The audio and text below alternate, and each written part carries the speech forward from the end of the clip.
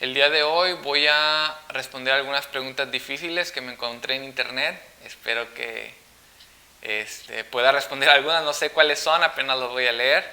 Así que espero que pueda responder alguna de estas preguntas.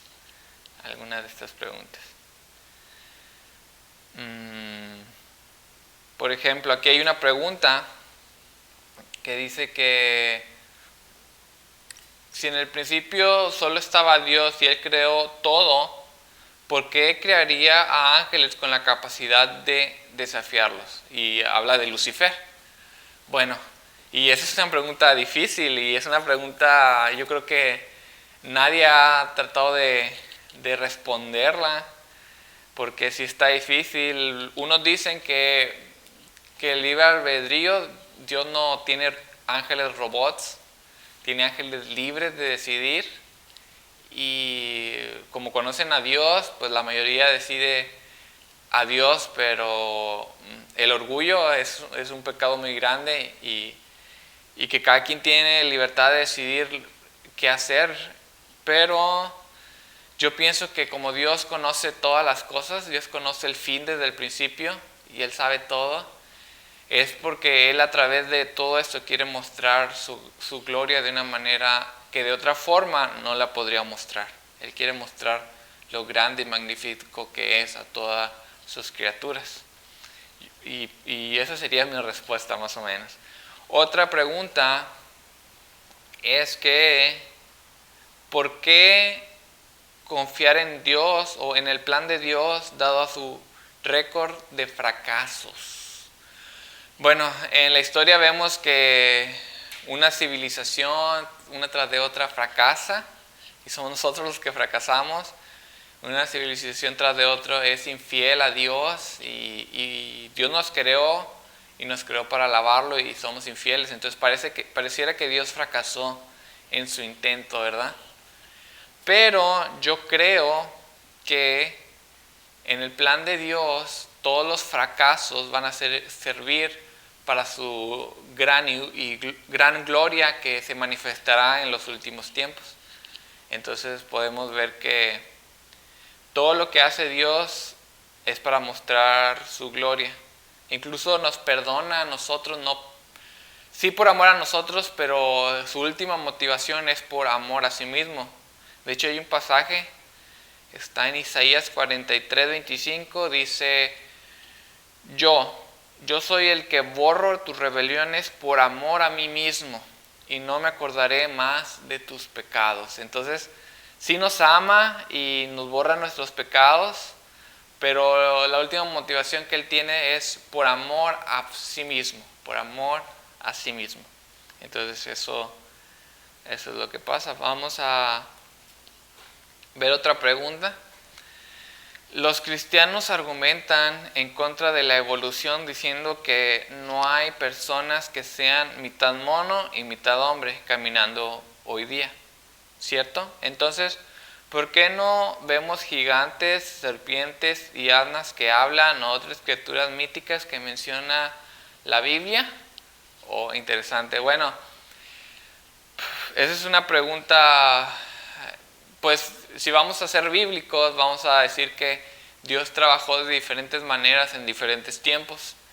Y, por ejemplo, había personas que vivían 900 años, pero Dios en la misma Biblia dice que los recortó ese tiempo por nuestro propio pecado, lo recortó a 120 años máximo. Y la Biblia dice, por ejemplo, que hubo un diluvio y solo 8 personas sobrevivieron. Entonces ahí cambió también toda la genética, solo de 8 personas para abajo, ¿verdad? Entonces son muchas cosas a través de la Biblia que podemos ver porque esas cosas ya no existen.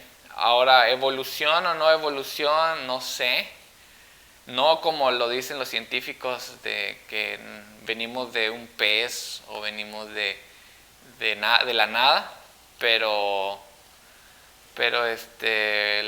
los animales se adaptan. Yo he visto como un cerdito color rosa se va al bosque y se convierte en café y se adapta al territorio donde está.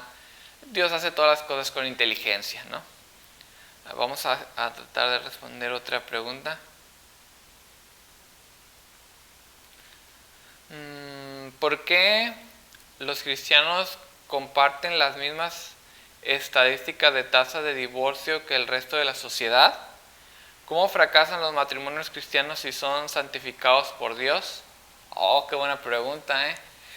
Bueno, la verdad es que los cristianos le hemos copiado todo el sistema de noviazgo, de salidas, de citas al mundo. No hacemos nada diferente. Y tomamos decisiones emocionales y no pedimos consejo y creemos que solo porque comparten o porque va a nuestro tipo de iglesia ya debemos de casarnos. Hay mucho contacto físico antes del matrimonio. Hacemos todo igual. Entonces yo creo que es igual la tasa de divorcio porque hacemos todo igual al momento de conocer a una persona. Igual que los demás, igual que el mundo.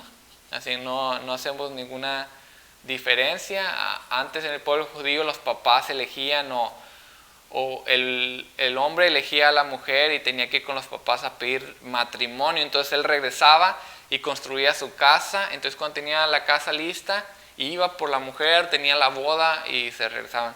Muchas veces ni siquiera se conocían demasiado, pero tenían todo el respaldo de las familias. Y ese es el método. No digo que sea el método bíblico, sino que es el método que pasaba en la Biblia. ¿Cómo me explico? Es lo que narra la Biblia que sucedía. No necesariamente Dios dice, es como debe de ser, ¿verdad?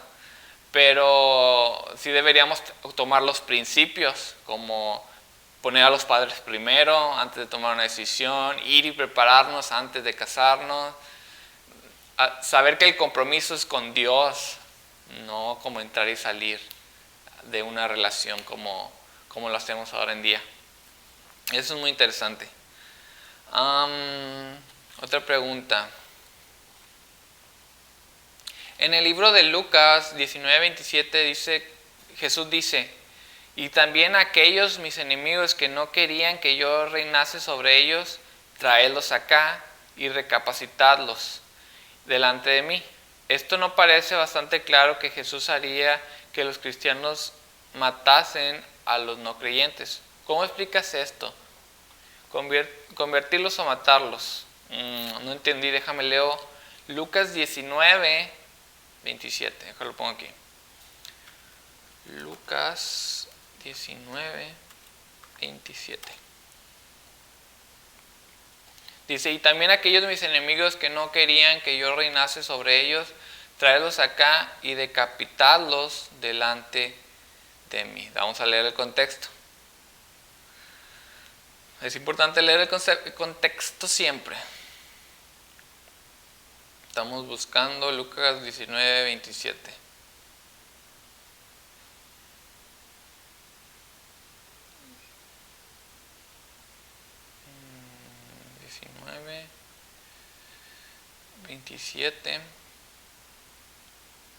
Ok, vamos a leerlo desde el 22. Entonces él le dijo, mal siervo, por tu propia boca te juzgo. ¿Sabías que yo era hombre severo, que tomo lo que no puse y que ciego lo que no sembré? ¿Por qué pues no pusiste mi dinero en el banco para que al volver yo lo hubiera recibido con los intereses? Y él dijo a los que estaban presentes, quitadle la mina y dadla al que tiene 10 minas. Ellos le dijeron, Señor, tiene 10 minas. Pues yo digo que todo lo que tiene se le dará, mas lo que no tiene, aún lo que tiene, se le quitará. También aquellos mis enemigos que no querían que yo reinase sobre ellos, traerlos acá y decapitarlos delante de mí. Bueno, acá está hablando de la parábola de los 10 talentos o de sus siervos que les dejó el viñedo y le dejó sus cosas, le dejó sus pertenencias y se fue de viaje este hombre y regresó a ver cómo trabajaron su dinero y uno lo escondió y ese no fue aceptado, no fue aceptado por el dueño. Entonces, eso quiere decir, o este final que dice de capital, está tratando de decir que cualquiera que no entregue su vida por completo a Cristo Jesús será cortado del cielo. Eso es lo que yo entiendo de esa pregunta.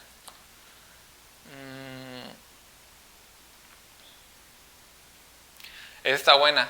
Si Dios creó todo, ¿por qué creó SIDA, influenza, ébola y otras enfermedades así? Estos virus son seres vivientes, no se pueden utilizar, no se puede utilizar el libre albedrío en esta. ¿Es parte del plan de Dios? Bueno, todo es parte del plan de Dios, pero a veces las cosas que suceden son consecuencias de nuestros actos. A veces pasa porque los humanos somos muy pecadores. A veces pasa porque cometemos muchos errores, porque hacemos cosas que no debemos. Y son consecuencias directas de nuestras acciones, muchas veces. Y otras veces Dios lo hace.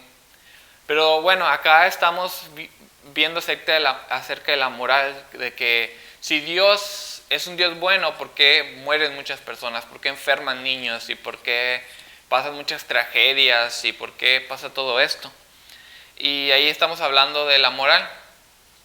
Y entonces aquí podemos decir que Dios ni siquiera mata a nadie, Él solo cambia su dirección. Nosotros los cristianos no creemos que las personas mueran y ahí quedan en la nada, sino que o van al cielo o van al infierno y su alma queda viva y en el futuro su cuerpo.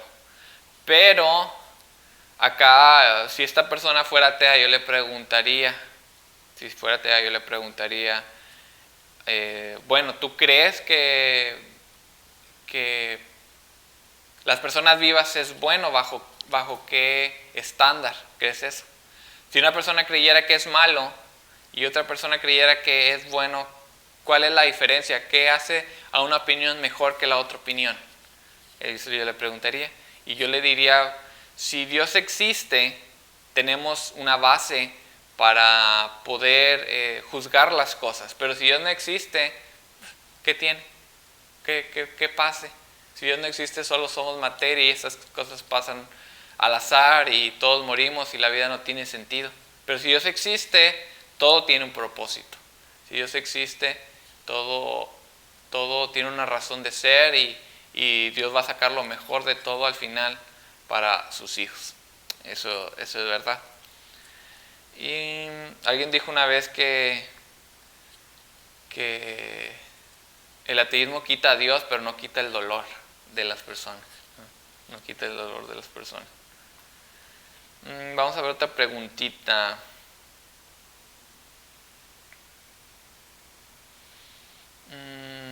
Dice, ¿por qué no hay evidencia de alguno de los milagros que hizo Dios? Dice, ninguno en absoluto. Bueno, sí hay una evidencia y esa es la resurrección de Jesús. Y esas son las evidencias. No hay cuerpo en la tumba. Los apóstoles dijeron que vieron a Jesús resucitado. No solo lo dijeron, murieron creyendo esto. Y tú dirás, bueno, los musulmanes mueren por su religión, pero ellos mueren por algo que no saben.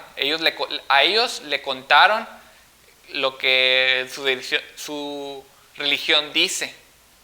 Pero los apóstoles murieron sabiendo si esto era verdad o mentira. Ellos sabían. Ellos lo que decían ellos que ellos lo vieron y murieron porque dijeron que ellos lo vieron. Y yo creo que la gente muere por mentiras, pero mentiras que no saben verificar. Pero ellos dijeron que ellos lo vieron, ellos sabían. Estaba en ellos y nunca lo negaron. Murieron por esta verdad. Así que esa es otra evidencia. Unos dicen que alucinaron, porque todo esto ya está investigado. Y unos dicen que alucinaron, pero es muy improbable que alucinaron. Todos lo mismo, es muy, muy improbable. Y pues los escritos son muy recientes, después de la muerte de Jesús, de la resurrección de Jesús, demasiado recientes, ni 50 años. Son más recientes que, por ejemplo, Aristóteles o de ese tipo de escritos, ¿verdad? Incluso de esos. Y unos dicen, ¿por qué crees que Jesús existió si no lo viste ni nada? Bueno, no vimos a Benito Juárez, ni vimos a Miguel Hidalgo, ni vimos a nadie, y creemos en ellos, es lo mismo, es historia y está relatada y es mucho más creíble incluso que las historias que nos cuentan en las escuelas. Pero bueno, hay un libro que se llama El caso de Cristo, léanlo, ahí tienen toda la evidencia de Jesús, también hay una película, tienen toda la evidencia de Jesús resucitado, que hay mucha evidencia acerca de eso. Vamos a ver otra pregunta. Si Dios y Jesús son lo mismo, teniendo la misma mente, poder y conocimiento, entonces ¿por qué Jesús rogó a sí mismo en Getsemaní para que no fuese crucificado? Además, ¿por qué Jesús se preguntó a sí mismo por qué se había abandonado a sí mismo para dejar que lo crucificaran? Ok, acá entramos en teología. Jesús es Dios y yo creo que Jesús es Dios, pero Dios existe en tres personas, en Dios Padre, Dios Hijo y Dios Espíritu Santo. Es un solo ser, pero tres personas. ¿Y cómo es esto? Bueno, nosotros somos un ser, una persona, porque estamos así hechos, somos hechos así. Pero Dios es un ser, tres personas, y las tres personas son diferentes. Entonces, ellos viven en perfecta armonía, en perfecto amor, en perfecta unidad. Entonces, la Biblia dice que Jesús obedece al Padre y lo ama tan perfectamente que obedece, se somete al Padre. Y que el Espíritu Santo es mandado por Jesús hacia nosotros. Entonces, podemos ver aquí que es muy difícil de entender. Yo creo que es imposible de entender porque Dios es diferente a nosotros. Él no tiene cuerpo, es diferente. Pero podemos ver que son tres personas diferentes en la teología, que es un Dios trino. Y por eso Jesús en su naturaleza humana tenía las limitaciones, ciertas limitaciones humanas. Entonces él estaba siempre en oración, en ayuno, siempre estaba fortaleciéndose espiritualmente porque era humano. Y por eso oraba a Dios. Y oraba porque iba a pasar un dolor terrible, un sufrimiento terrible, y sufrimiento físico y sufrimiento espiritual, abandono espiritual, y por eso oraba al Padre por este sufrimiento. Y nos enseña que Jesús puede compadecerse de nosotros porque Él sufrió. Jesús puede compadecerse de nuestras vidas porque Él sabe lo que es sufrir, Él sabe lo que es sentirse abandonado. Él fue abandonado por Dios para que nosotros nunca fuésemos abandonados por Él. Él fue cortado de un costado para sanar todas nuestras enfermedades en el futuro, en el presente, si es la voluntad de Dios, y en el futuro de todos los que creen en Él. Y Él fue mutilado, herido, y Él cargó en la cruz todos nuestros pecados, toda nuestra maldad, toda nuestra maldición, todo el peso de ir al infierno, de sufrir todo el castigo de la ira de Dios por nuestro pecado, porque Dios es un Dios santo. Él lo sufrió sobre sí mismo para que nosotros no lo sufriéramos. Entonces, por eso Él oraba al Padre, porque sabía el sufrimiento que venía. Ahora nosotros somos libres, completamente libres. Su gracia es infinita.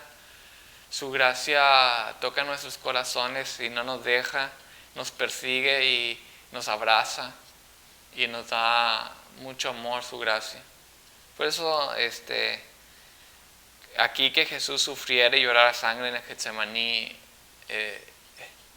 me habla de lo serio que es este asunto. No es un juego, nuestros pecados no son un juego, que perdamos el tiempo en nada, no es un juego. Jesús sufrió infinitamente por nosotros. Y eso es verdad. Bueno, parece que ya se acabaron las preguntas. Espero que este tiempo te haya gustado, que haya sido de edificación para ti. Y espera pues el próximo video en el fin de semana sobre Jesús en el Antiguo Testamento. Y pues dale like al video, comparte y por favor suscríbete. Que Dios te bendiga. Chao.